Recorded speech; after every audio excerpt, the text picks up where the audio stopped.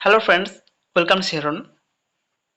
RRB বা railway recruitment বোর্ডের আন্ডারে স্টাফ নার্স বা নার্সিং অফিসার রিক্রুটমেন্টের নোটিফিকেশান দেওয়া হয়েছে।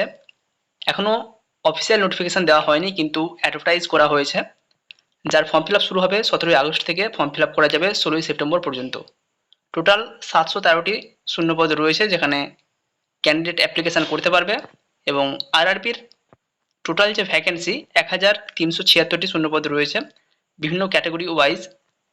সেখানে dietician, nursing superintendent, speech therapist, clinical psychologist, dental hygienist বিভিন্ন পোস্ট রয়েছে।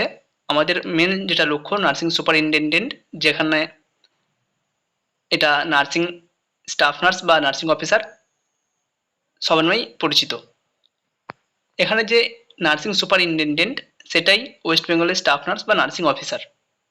তো এখানে প্রিভিয়াস ইয়ারে বা প্রিভিয়াস যে রিক্রুটমেন্ট হয়েছিল 2019 সালে, সেখানে যে এলিজিবিলিটি ক্রাইটেরিয়া ছিল আপাতত সেটাই লক্ষ্য করা যেতে পারে।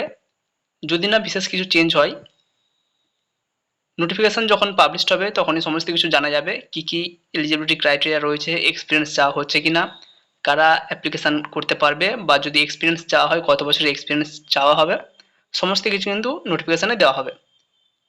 নোটিফিকেশানটি একবার ভালোভাবে দেখে নিতে পারো।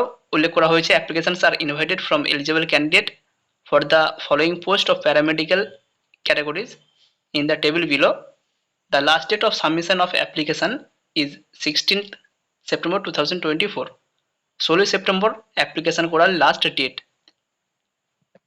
শুধুমাত্র অনলাইন অ্যাপ্লিকেশান হবে। ওপেনিং ডেট অফ অ্যাপ্লিকেশান 17ই August, closing date of submission of application 16/9/2024। Nursing superintendent তার যে post, pay level 7, initial pay যেটা পেমেন্ট হচ্ছে 40,900 টাকা, এবং মেডিকেল স্ট্যান্ডার্ড C1। বয়স, এখানে কিন্তু বয়সের প্রচুর রিল্যাক্সেশন রয়েছে বলতে পারো, বা অন্যান্য ক্ষেত্রের মতো এজ লিমিট কিন্তু অতটাও কম নয়। 20 থেকে 43 বছর বয়সের যারা ক্যান্ডিডেট রয়েছে প্রত্যেকে এখানে অ্যাপ্লিকেশান করতে পারবে।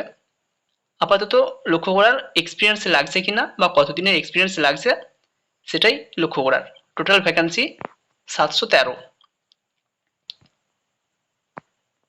এখানে ফর্ম ফিল আপের কথা যেটা বলা হয়েছে, যারা জেনারেল ক্যাটাগরি বা আনরিজার্ভ ক্যাটাগরি রয়েছে তাদের অ্যাপ্লিকেশান ফি 500 টাকা, এবং 400 টাকা রিফান্ড করা হবে সিবিটি টেস্ট যখন সে কমপ্লিট করবে, বা কোনো ক্যান্ডিডেট অ্যাপ্লিকেশান করলো তখন তাকে 500 টাকা দিয়ে অ্যাপ্লিকেশান করতে হচ্ছে।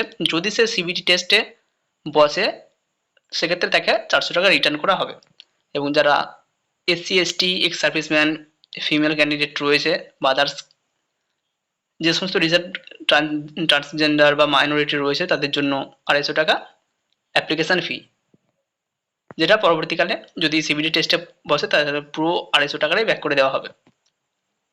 এবার কোন কোন জায়গায় বা কোথায় কোথায় অ্যাপ্লিকেশান করা যাবে, কোন কোন ওয়েবসাইট থেকে বা কোন কোন শাখার জন্য অ্যাপ্লিকেশান করা যাবে: চেন্নাই, গোরখপুর, গুয়াহাটি, জম্মু শ্রীনগর, কলকাতা, মালদা, মুম্বাই।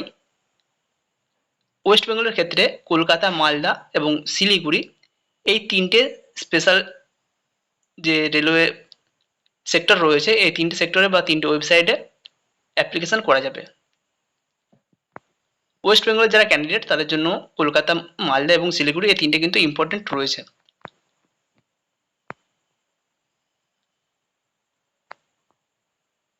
একজন ক্যান্ডিডেট একটি মাত্র পোস্টের জন্য অ্যাপ্লিকেশান করতে পারবে এবং একবারই ফর্ম ফিল আপ করতে পারবে।